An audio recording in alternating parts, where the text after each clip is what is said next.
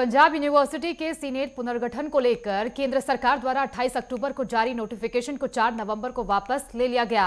Punjab BJP के vice president Subhash Sharma ने कहा कि यूनिवर्सिटी के हित और अधिकारों से कोई समझौता नहीं होगा और केंद्र ने पंजाब की जनता की भावना सुनी है। सुभाष शर्मा ने खास बातचीत की है। नेटवर्क 10 से क्या कुछ कहा, सुनिए।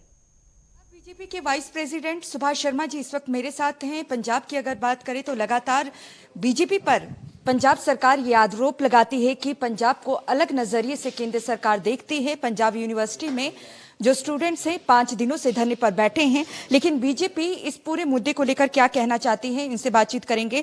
सर, सीनेट के मुद्दे को लेकर 5 दिनों से जो स्टूडेंट्स हैं वो धरने पर बैठे हैं और जो पार्टियां भी वहां पर पहुंच रही है, चाहे पंजाब सरकार की बात करें, एक बार फिर से बीजेपी पर यह आरोप लगाया जा रहा है कि जो पंजाब है या पंजाब यूनिवर्सिटी है उन्हें अलग तरीके से केंद्र देखती है और यही वजह है कि सीनेट में बदलाव वो करना चाहते हैं। सेनेट के बदलाव की बात तो कांग्रेस के राज में शुरू हुई।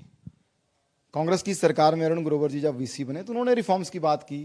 उस समय की सेनेट ने कमेटी बनाई रिफॉर्म के लिए, वो कॉन्सेंसस नहीं बना तो वेंकैया नायडू साहब ने कमेटी बनाई। पंजाब सरकार उस कमेटी का हिस्सा थी जिसने वो रिपोर्ट सबमिट की। तो अगर पंजाब की सरकार नहीं चाहती थी तो उन्होंने ये बात क्यों नहीं वहां रखी कि भाई पंजाब के लोग नहीं चाहते हैं कि रिफॉर्म हो। इसलिए जो रूटीन का प्रोसेस एक रिफॉर्म का चला था उसमें एक नोटिफिकेशन हो गया, लेकिन केंद्र सरकार ने तुरंत उस नोटिफिकेशन को वापस ले लिया।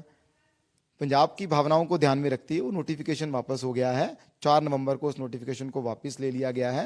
लेकिन सवाल यहाँ ये है कि जब ये पूरा प्रोसेस चल रहा था तो आम आदमी पार्टी की सरकार चुप क्यों थी? उन्होंने पंजाब की भावनाओं को उस समय कमेटी के आगे क्यों नहीं रखा? वाइस प्रेसिडेंट साहब से जाके मुलाकात क्यों नहीं की कि साहब हम नहीं चाहते हैं ये रिफॉर्म हो, हम इसी स्ट्रक्चर को कंटिन्यू करना चाहते हैं? तो बात ही ना आती, ये रिफॉर्म होता ही ना, ये नोटिफिकेशन आता ही ना।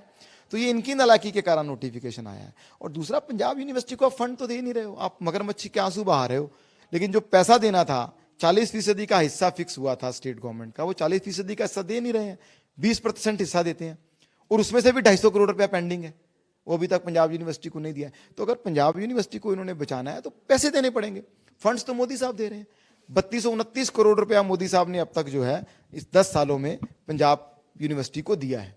तो मोदी साहब के पैसे देने के कारण ही यूनिवर्सिटी इतनी अच्छे से चल पा रही है। तो ध्यान तो इस बात का देना है कि स्टेट गवर्नमेंट की कंट्रीब्यूशन कैसे बढ़े, उस पर आम आदमी पार्टी को ध्यान देने की जरूरत है। पंजाब यूनिवर्सिटी के अधिनियम के संशोधन को लेकर जो नोटिफिकेशन भी केंद्र सरकार ने जारी किया था, फिलहाल उसे वापस ले लिया गया था, लेकिन धरने पर पंजाब यूनिवर्सिटी में स्टूडेंट्स अभी भी बैठे हैं। आज 5वां दिन है।